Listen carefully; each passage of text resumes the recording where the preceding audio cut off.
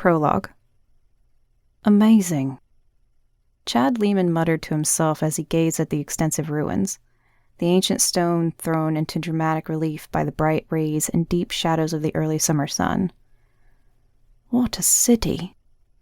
He shivered suddenly, his skin prickling into goosebumps. He'd known that visiting Naples and the ruins of Pompeii would be one of the highlights of his trip to Italy, and it had.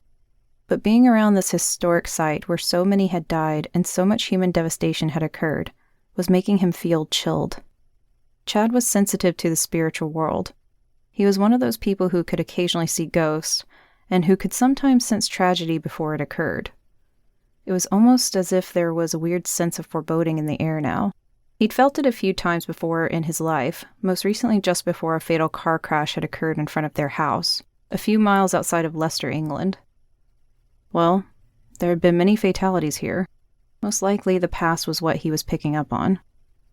Putting the uneasiness out of his mind, he imagined what life must have been like for the people who had once lived here, walking the same streets he was now treading, paved with ancient stones. As he took in the incredible ancient Roman architecture, what was left of it, the ruins, pillars, the well-planned city crisscrossed by paved roads, the hazy outline of Mount Vesuvius in the background 6 miles away. It made him wonder what it must have been like for the citizens of this once thriving center when the volcano erupted and the lethal ash cloud descended. More than 19 feet deep, it had smothered every living thing. He walked through the forum where the dark-haired pretty guide who was escorting his small group explained in her musical Italian accent about the buildings, set out in the shape of a cross that formed the political and cultural heart of Pompeii. The Temple of Minerva, Jupiter, Apollo, and Venus, she said, pointing out each one in turn. Then the group moved to the nearby baths, the Stabian Baths, one of the oldest known in the Roman civilization, where the wealthy of the city would have gone to bathe and gossip. The walls of the baths were still standing, and Chad marveled at the intricate mosaics that lined the floors and walls. He'd never seen anything like them before, the exquisite workmanship and the colors, still bright and clear after so many years. Chad sighed, pushing aside the lurking vestiges of dread, and allowed himself to feel a deep sense of awe and admiration for this ancient city. He took it in as he walked down the streets where the houses of the former inhabitants still stood, with the occasional mosaic on the floor, or a piece of furniture, providing a clue to the lifestyle of those who had lived here. It had been a vibrant, thriving city in its day, and he could feel the echoes of its past.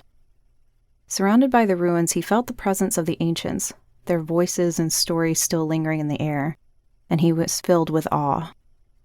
And now, we are going to explore the amphitheater, the guide explained, leading them along the pathway to the famous focal points of the ruins. This was buried during the eruption of the volcano Vesuvius in 79 AD. It was one of the earliest stone amphitheaters. Before that, the Romans built them of wood. Out of wood? That's so interesting, he muttered. It was extremely well designed, and even by today's standards, it is considered just about perfect in the awe-inspiring blend of light and sound it would have produced inside its walls. But the ash cloud did not spare it. When it was excavated, 6 bodies were found inside these walls, the guide said sorrowfully. He looked up towards the sky, imagining the ash cloud, billowing, looming, and then blotting out all the light.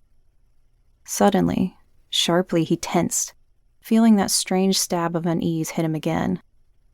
What was that in the sky? A large bird? For a moment the sun winked out, and then squinting against the glare, his heart beat faster and he saw something falling.